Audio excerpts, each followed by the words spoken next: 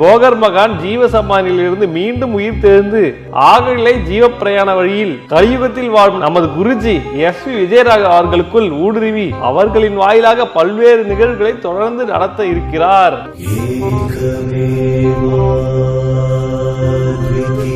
அன்பார்ந்த பொதுமக்களுக்கு என் நெஞ்சார்ந்த வணக்கம். மக்களே, நான் புதிதாக ஒரு அரசியல் கட்சி ஆரம்பிக்கலான்னு இருக்கேன்.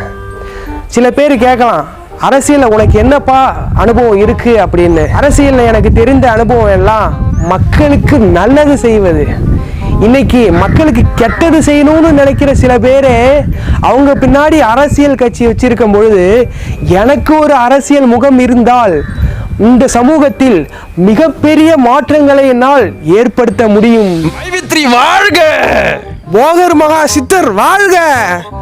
மகாவத்தார் குருஜி வாழ்க! சார், அப்படி என்ன சமுதாய மாற்றத்தை ஏற்படுத்த போறீங்க? நான் போகர் மகான் சித்தர் என்னுடைய உடம்பில் புகுந்து என் மூலமாக கலியுகத்தில் நிறைய MLM கம்பெனிகளையும் பான்சி ஸ்கீம்களையும் என் வழியாக உருவாக்கி மக்களுக்கு மிகப்பெரிய சமுதாய மாற்றத்தை நான் கொண்டு வரப்போகிறேன்.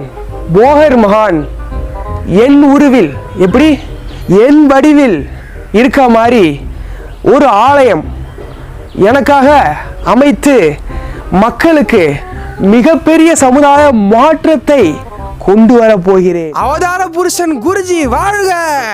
அவதாரே ஆம்பளை தான். அவதார் ஆம்பளையா? அவதார் பொண்டாட்டி குருஜி வாழ்க! அவதார் பொண்டாட்டியா?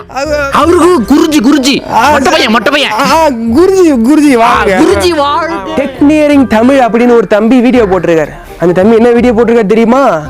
மை V3 ஆர்ட்ஸோட வெப்சைட்டுக்கு பின்னாடி போய் பேக்எண்ட்ல என்கிரிப்ட் பண்ணி இருக்க டேட்டாவை ஒரு டூலை வைத்து உடைக்கிறார்.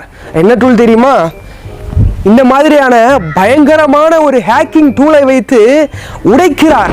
என்கிரிப்ட் பண்ணிருக்கக்கூடிய அந்த இடத்தை ஒரு டூலை வச்சு உடைக்கிறார். இதுல தம்பி என்ன செஞ்சிருக்காரு தெரியுமா? தன்னை ஒரு அறிவாளி என்று நிரூபிக்க நினைத்து தன்னை ஒரு மிகப்பெரிய களவாணி என்று நிரூபிச்சிட்டு இருக்காரு. படிடா, ஒழுங்கா படிடா. ஒருவேளை இந்த கம்பெனியோட கோடிங்குள்ள ஏதாவது தவறு நடந்ததா அந்த சாஃப்ட்வேர் டெவலப்பர் சொல்லியிருந்தாங்கன்னா இவன் தான் பொறுப்பு. என்ன நீ பைத்தியக்காரனவே நினைச்சிருக்கிறல்ல நீ? அதோட இன்புட் அவுட்புட் எல்லாம் என்கிட்ட தெளிவா இருக்குது. இன்புட் அவுட்புட் எல்லாம் என்கிட்ட தெளிவா இருக்குது. மக்கள் மன்றம் வந்துட்டோம் இல்லையா? நம்ம யாருன்னு காட்டணும் இல்லையா?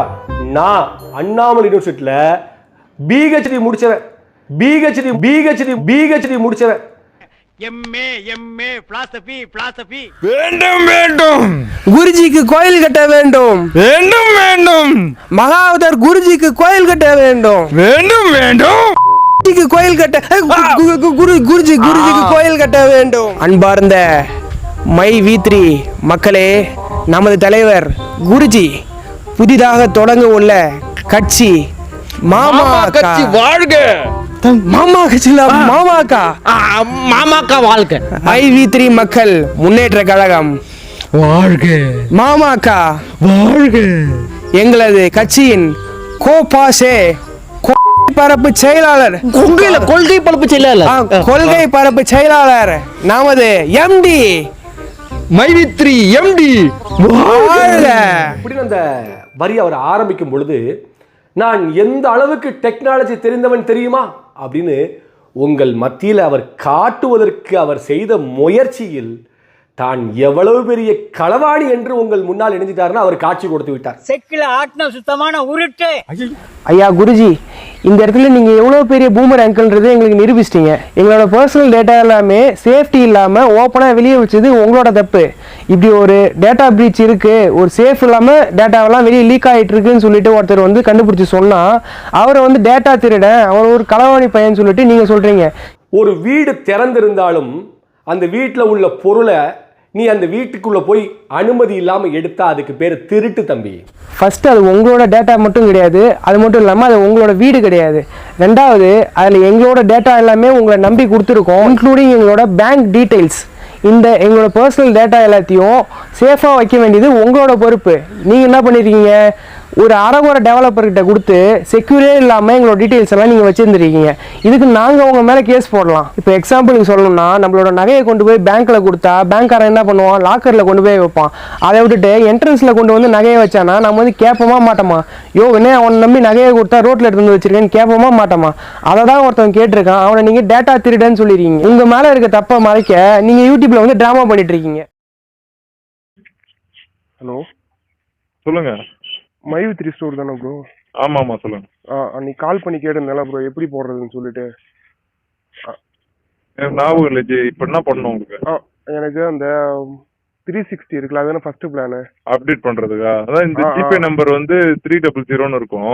ஓ, உங்க நம்பருக்கே போட்டா நீங்க ஆமா, என் நம்பருக்கு ஜிபே பண்ணிட்டு அது ஆப்ல இருக்கு டேஷ்போர்டு, ஸ்கிரீன்ஷாட், மொபைல் நம்பர் அனுப்பிச்சு விடுங்க. Okay bro. அந்த இது ப்ராடக்ட் எப்படி அனுப்புவீங்க? ப்ராடக்ட் நேர்ல தான் நீங்க மதுரை போட்டு ப்ரோ நானு. நேர்ல தான். சரி, ஓகே ஓகே, நான் வரப்போ கூட வாங்கிக்கிறேன். சரி, ஓகே. வேற அந்த இது மட்டும் தான் 360, அந்த ஃபேஸ் பேக் மட்டும் தானா அதுக்கு? ஆமா, அதுக்கு பதிலா அது மட்டும் தான் வாங்க முடியும். வேற எதுவும் வாங்க முடியாது? அந்த ஊர்கா அந்த மாதிரி எதுவும் அதுக்கு அந்த ரேட்டுக்கு எதுவும் வாங்க முடியாதா? வாங்க முடியாது. எதுவுமே பேசுக்கலாம், எதுவுமே போட மாட்டேன், அதெல்லாம் தான் கேட்டேன். ஏதாவது ஊர்கானா கூட ஏதாவது சாப்பிட்டுட்டு போயிடலாம். அந்த அந்த இதுக்கு மட்டும் தானே, இல்ல எல்லாத்துக்குமே? ஆமா, அதுக்கு மட்டும் அந்த ப்ராடக்ட் மட்டும் தான் வாங்க முடியும். ஆமா ஆமா. சரி, ஓகே ஓகே ப்ரோ. ப்ரோ, இது வாங்கலாம், இது வாங்கலாமா? ஏதோ ஸ்கேம் அதெல்லாம் சொல்றாங்க. நான் முன்னாடிலேருந்து மெம்பராக தான் இருக்கேன். ஆனால் நான் ஃபர்ஸ்ட் டைம் மட்டும் பேமெண்ட் எடுத்துட்டு விட்டுட்டேன். அப்பயே வந்து என் ஃப்ரெண்ட்ஸ் ஜாயின் பண்ணி விட்டான்.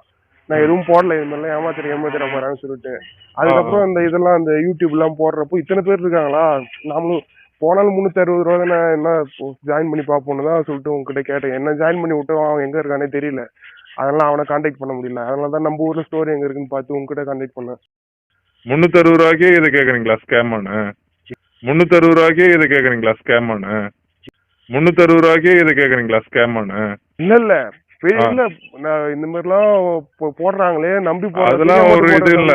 போடுறவங்க போட்டுதான் இருக்கிறாங்க, நம்பிக்கை இல்ல. அந்த பயம் இருக்கிறதுனால சின்ன அமௌண்டா போடுவோம்னு சொல்லிட்டு கேக்குறேன் உங்ககிட்ட. போடும். சரி ப்ரோ, சரி ஓகே ப்ரோ. சரி ப்ரோ. அப்புறம் இந்த பில் எல்லாம் தருவாங்களா? பில்லெல்லாம் எதுவும் தர மாட்டாங்க, அதான் ப்ராடக்ட் கொடுத்துருவாங்க. ஓ, அந்த ப்ராடக்ட்டுக்கு தான் பில்லு கொடுப்பாங்களான்னு கேட்டேன். அந்த ஜிஎஸ்டி பில் எல்லாம் சொல்றாங்களே. அது தர மாட்டாங்க. ஓ, அதெல்லாம் தர. 360 கட்டிட்டீங்க அப்படின்னா இது வாங்கிடலாம், ப்ராடக்ட் கொடுத்து பின்னு கொடுத்துருவாங்க, அவ்வளவுதான். 360 ரூபாய்க்கு ஃபேஸ் கேர் பேக்குன்னு சொல்லிட்டு ஒரு முல்தானி மட்டியை தரீங்க. அந்த முல்தானி மட்டியை வெளியே போய் வாங்கினாலே 150 ரூபா கூட வராது.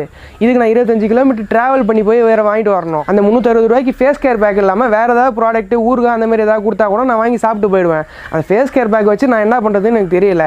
இதுக்கு பேர் ப்ராடக்ட்டை டம்ப் பண்ணுறது இல்லாமல் வேறு என்னன்னு சொல்லுவாங்க எனக்கு தெரியல. 150 ரூபா கூட விலை இல்லாத பொருளை 450 ரூபா எம்ஆர்பி வச்சு அது 360 ரூபான்னு சொல்லிட்டு மெம்பர்ஷிப்புக்கு கொடுக்குறீங்க. நீங்கள் ஜிஎஸ்டி பில்லும் தரமாட்டீங்க. கேட்டால் ஒயிட் லேபிளிங்னு சொல்லுவீங்க. இவ்வளோதான் ரேட்டு வைக்கணும்னு சட்டம் இருக்கான்னு கேட்பீங்க. ஏம்பா, இன்னும் என்ன நீ பைத்தியக்காரனவே நினைச்சுக்கிறல்ல நீ? ஏம்பா, நான் எதுக்காக சொல்றேன்னா 5 ரூபாயில இப்படி ஒரு அதிர்ஷ்டம் இருக்குதுன்னா அதை ஏன் விட்டு வைக்கிறதுன்னு கேக்குறேன். விடக்கூடாது, புடிச்சு பாருங்க. குமார் தம்பிய பார்த்து ஒரு டிப்பு வாங்கிட்டு போலாமே நீங்க தேடிக்கிட்டு வந்தேன். அப்ப அவனை போய் தேடி பார்த்து என்னது டிப்பு டிப்பு அந்த டிப்பு பார்த்து வாங்கி சட்டப்பட்டு போ. இவனுக்கு இருக்கிற சொத்தே போதும். அதிக ஆசை இருக்கிற பசங்க பூரா அழிய.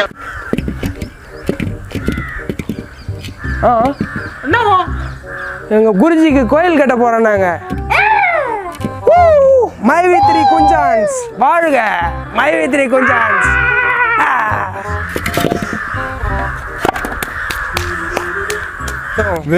வேண்டும் குஞ்சிக்கு கோயில் கட்ட குருஜிக்கு கோயில் கட்ட வேண்டும். போதும். நமது தலைவர் குருஜி புதிதாக தொடங்க உள்ள கட்சி மாமா கட்சி வாழ்க. மாமா கட்சியில மாமாக்கா வாழ்க்கை. மறுபடியும் சொல்றேன். எங்களது கட்சியின் கொங்கை பரப்பு செயலாளர், கொள்கை பரப்பு செயலாளர், கொள்கை பரப்பு செயலாளர் நமது எம்டி ஆக்ஷன் மைவித்ரி வாழ்க. ஓகர் மகா சித்தர் வாழ்க. மகா குருஜி வாழ்க. மகா அவதாரா. சரி ஃபர்ஸ்ட்ல இருந்து மைவித்ரி வந்து ஆக்ஷன். மைவித்ரி வாழ்க! போகர் மகா சித்தர் வாழ்க! மகா குருஜி வாழ்க! மறுபடியும் தப்பா சொல்றா. ஐயோ